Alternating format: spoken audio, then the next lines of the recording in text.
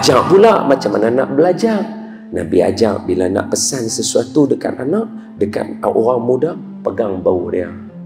Kan berapa kali Nabi pegang bau Sayyidina Mu'adh bin Jabal radhiyallahu anhu wa ardah. Dalam hadis 40, Sayyidina Mu'adh bin Jabal kata, pernah sekali Nabi pegang bau aku, lepas tu Nabi bercakap, Nabi pesan dekat aku.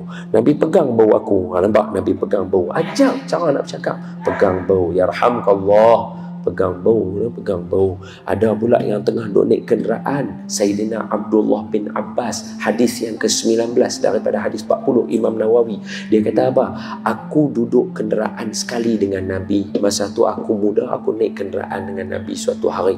Nabi bawa Nabi punya barol, aku duduk kat belakang peluk Nabi. Maka Nabi bagi pesan kat aku. Nabi kata, qala ya ghulam u'allimuka kalimatin. Hai anak, aku ada benda nak habaq dekat hang. Apa makna je? Nabi habaq ketika naik kenderaan, masa itulah nak tazkirah, nak bagi peringatan dekat anak-anak dalam kenderaan. Tuan-tuan pergi ambil anak-anak balik, duduk sebelah, bagi peringatan dekat dia. Nabi bagi kat Sayyidina Ibni Abbas radhiyallahu anhu wa ardah. Tu, ajak pula bila waktu nak bagi. Satu hadis 40 tu ajak kita. Step by step, satu. Sampai budak tu dah besar pula dah. Bila nak menikah, idza ja'akum man tardawna dinahu wa khuluquhu. Oh, sebelum tu kejar. Ajak pula macam mana kerja. Allah mencintai orang yang mencari rezeki dengan tangannya sendiri. Nabi, mai malaikat baik dekat Nabi. Muhammad, mau tak kami tukarkan? Allah bagi kat kami suruh tukar lembah ni bagi jadi mah. Bukit Gunung Ganang jadi mah. Nabi kata, aku tak mau. Aku biar cukup tara lagu ni. Nabi ajar daripada umur 7 tahun cari rezeki sendiri. Sampai besar, sampai meniaga, sampai menikah, duk kerja lagi. Sampai jadi Nabi, kerja juga. Kerja apa? Jadi Nabi menyampaikan wahyu dekat kita. Kerjalah tu. Sebab itu Nabi punya gaji dalam peperangan. Dalam peperangan, tuan-tuan buka dalam Quran, Nabi punya bahagian gaji Nabi dalam perang berapa? Berapa? Duk buat nganga pula ada. Ibu, berapa? Bila perang, kan ada harta rampasan perang, dia panggil ghanimah, betul? Surah Al-Anfal kan, ghanimah. Nabi punya bahagian ghanimah tu berapa? 1/5. Mari kita bagi contoh sikit. Tu saya kata, Nabi bagi semua cerita, semua ada kat kita. Abang-abang nak cerita apa? Abang-abang nak cerita orang yang ada masalah, kalau nak bercinta lagu mana? Ada dalam syariat hidup Nabi ajak. Nabi ajak kat kita, kalau ada satu orang dia suka kat perempuan ni tak suka dekat dia, macam mana keadaannya? Ada orang kalau dia menikah macam ni, jadi macam ni, perempuan macam ni, macam mana keadaannya? Nabi atuk satu-satu. Cuma kita tak baca, kita tak jumpa. Imam Bukhari,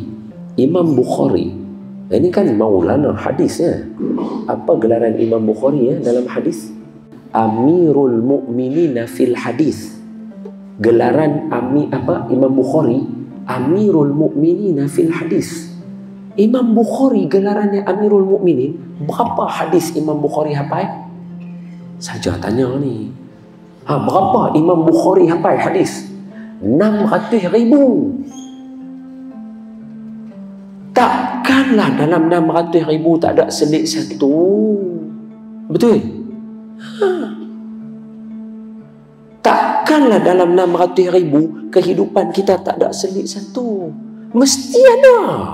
Kita aja tak baca. Sahih Bukhari itu sebab nama dia Sahih Bukhari. Imam Bukhari dah tapih. Yang mana yang ada kategori hasan, yang mana kategori dhaif, yang mana kategori hadis-hadis yang tak cukup, hadis-hadis mungkar. Mungkar ni bukan berdosa, dia tak cukup syarat mutawatir. Dia tak masuk. Dia masuk sahih aja. Itu saja pun ada dekat 8,000 6,000 hadis. Pun kita tak habis baca. Betul tak betul? Yes. Ketika peperangan Badar, berapa jumlah duit harta rampasan perang? Dinar emas. 1 dinar emas dia kira 4 gram tau. 4,2. 1 gram sekarang berapa? 200. 200 lebih, 280. Kira 300 lah no, senang kira. So 1 gram 300, kalau 4 gram 1,200 lah no. Betul. So duit emas sekeping tu yang dapat dalam peperangan tu RM1,200 RM. Berapa dalam peperangan Badar dapat? 20,000 keping. Berapa dapat? Kira Azad? Buka Azad kalkulator. Handphone tuan-tuan kan ada kalkulator. Kira. Cuba kira. 1,200 kali 20,000. 6 juta bukan? Berapa? 24 juta. Bahagi 5. Sebab Nabi punya 1/5. 4,800,000. Tu duit Nabi dalam perang Badar. Pasal tu Nabi boleh bela anak yatim, Nabi boleh bela, sebab tu Nabi punya gaji, Nabi punya bahagian. Allah sebut dalam Al-Quran khumus. Nabi punya 1/5 dalam Quran sebut.